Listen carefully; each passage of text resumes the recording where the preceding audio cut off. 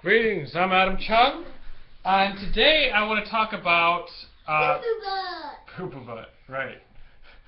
Some funny things that I feel like I give you credit for being really good at Kung Fu, which have nothing to do with Kung Fu, or have nothing to do with... He kind of knows Kung Fu. And so the first one is, I'll go with what people ask me questions about. So when they find out I do Kung Fu, the first thing they ask me is, have you ever trained in China? And I just think that's a funny question because can you be good, for instance, you can go to China for, say, a week, and then you train Kung Fu for a week, having done nothing before in your life, physical. You could just be like totally out of shape, go to China, go to Shaolin Temple for maybe 15 days or whatever for like a Kung Fu vacation. Alright? And then you could start telling people correctly that you trained in China, that you trained at Shaolin Temple. Does that make you better at Kung Fu than someone who has only trained in the United States or England for their entire life? I mean, I don't think so. And I have been to China, and when I went to China, I went to I hung out with some of the guys that used to learn with my Sifu. But the thing is, my Sifu left China, right? And so I was closer to him than they were, so they were asking me questions. So if someone asked me, did I train in China, I could say, well, I taught in China. So does that count? Does that make me better at Kung Fu because I taught some people in China? I don't know. I just think it's just one of the first questions. One of the first questions. Did you train in China? Another question is, can you do a backflip?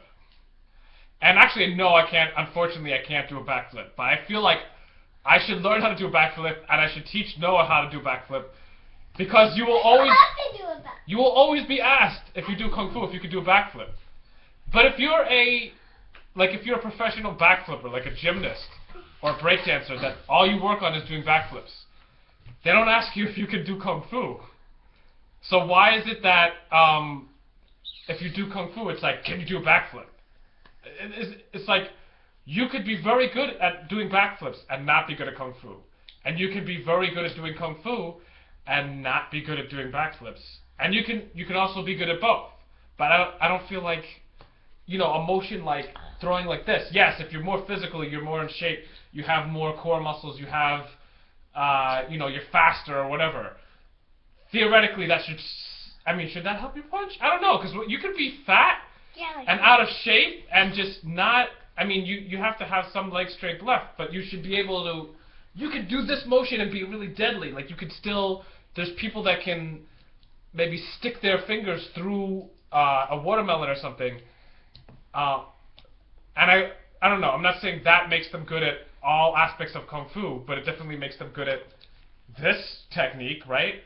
And that doesn't mean they can do a backflip. So, I don't know. Those are just a couple of things that I find a little funny. But at the same time, I wish I could stick my fingers through a watermelon. Why not? I wish I could do a backflip. Why not? I wish I could do all those, a lot of crazy things. I wish I could, paint something blindfolded, or I wish I had a lot of skills that don't necessarily have anything to do with Kung Fu. So that's my... Mama, can you take the square off of the logo? Okay, here we go. That's my little blog video for today. If you have any questions, please like, subscribe, and I'll do videos to your questions. Alright, thanks. Adam Chung, and Xiao Bao. Bye-bye.